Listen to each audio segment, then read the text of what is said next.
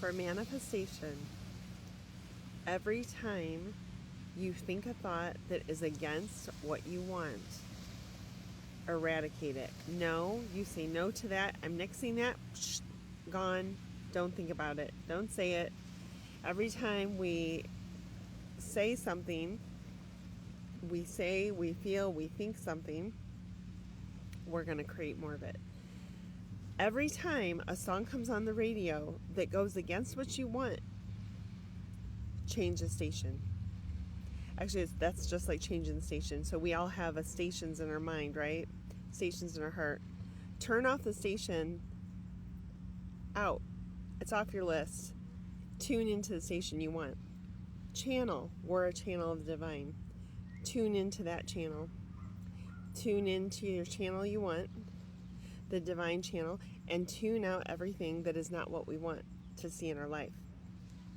The perfect example, especially for women, is every time you hear a song that says something about cowboys always leave. I heard that song, they always leave. And I don't even want to say that, right? Because I don't want to put that in the universe. And I can buy myself flowers and I can do all these things and I can love myself better than you can love me. Okay? No. Don't say that. Don't sing it. Don't think it. We want to love ourselves so much and know that the man can come and love us just as well, and he'll give us tons of love. So don't say we can love ourselves better than you. No, we want him to love us just as much or more. We love ourselves, and then they come in and love us just as much or more. Don't curse ourselves with our words. And I'm guilty of this. Everything I share, literally everything I'm sharing ever for these past years, is because I have been through it. I still go through it, working on my language, what I say, how I manifest. And this is with everything. It's with money. I can't tell you how many people, because I work with a lot of people who used to be religious or are religious and also come from families that were very lack mindset, like mine was also, because of scarcity, poverty, not having, right? So then we go into the scarcity mindset. So how many of you, like multiple people that I meet, are all saying money's the root of all evil, money's so bad, it causes so many problems and all this, right? And I used to be this way too. Just the thought of hearing someone say, I love money, I was like, gag me with a spoon, like gag me, like, oh my God, like my stomach was sick hearing them say I love money. I'm like, oh my God, that sounds awful.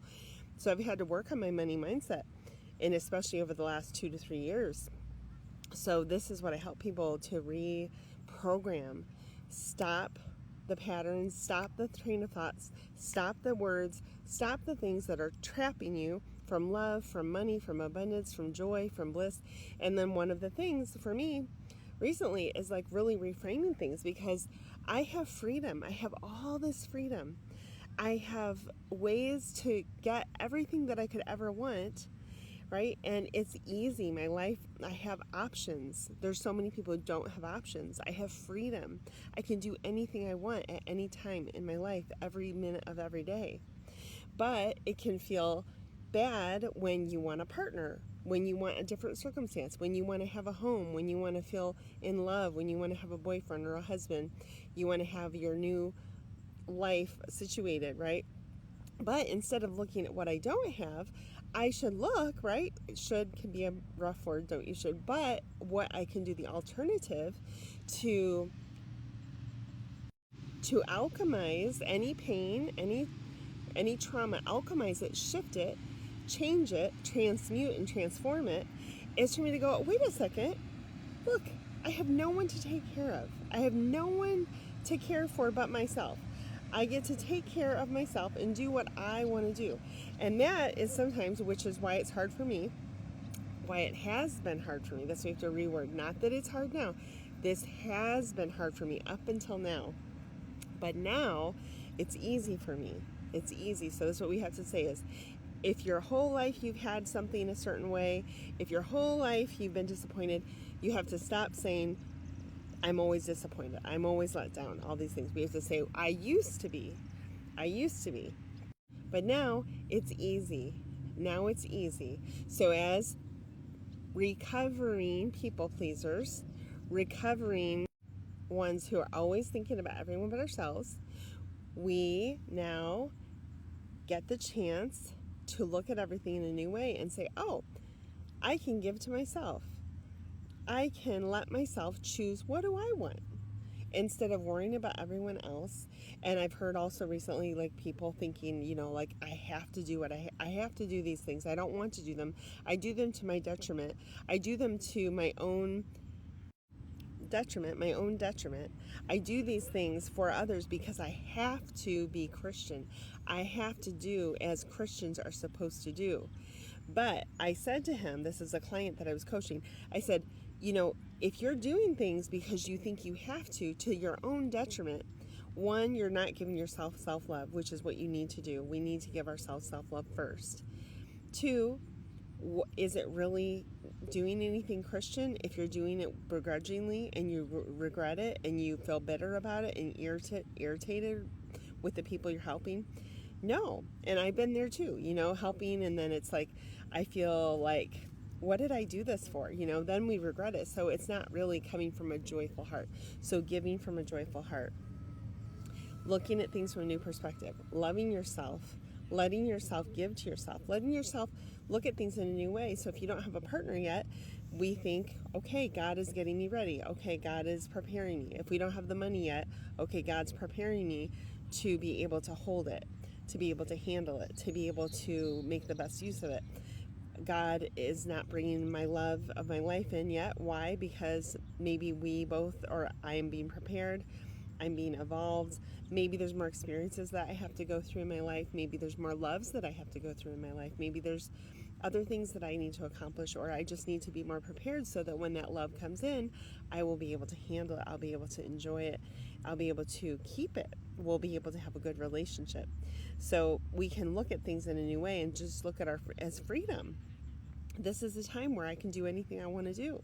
So this is what I'm having to work on right now. And if you want to work on these kinds of things with me, my name is Solia, and I am almost 52. I'll be 52 in October.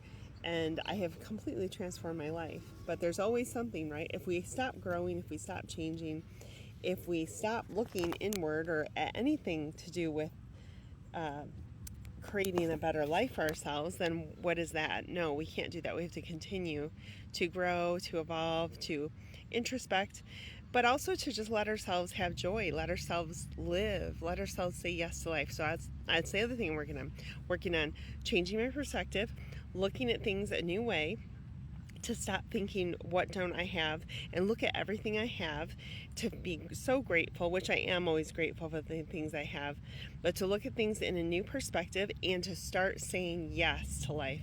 I said to myself, I think it's been about 2 weeks or so ago, I said, you know what? I'm going to start saying yes. I've been saying no to a lot of opportunities for the past 4 years since I got divorced. Things that I could have said yes to, I didn't. And now I'm like, I'm going to start saying yes more. I'm going to start saying yes more when it feels good. So don't say yes to everything when it feels good in your heart. If you want to join me on the journey of saying yes and letting go of the restriction, the cultural, religious, all of the standards that we feel that we have to meet because of our family, our religion, our culture, the way we were raised, the way our family thinks, the way our partner thinks, the way our kids think about what we should be doing, all these things. If you want to change that and enjoy a more free life, feel soul freedom, freedom for your soul love for your soul freedom, soul love for your soul. If you want to feel more of that in your life and feel like you can just totally be yourself without fear, just be yourself. This is fun to me. I'm alone.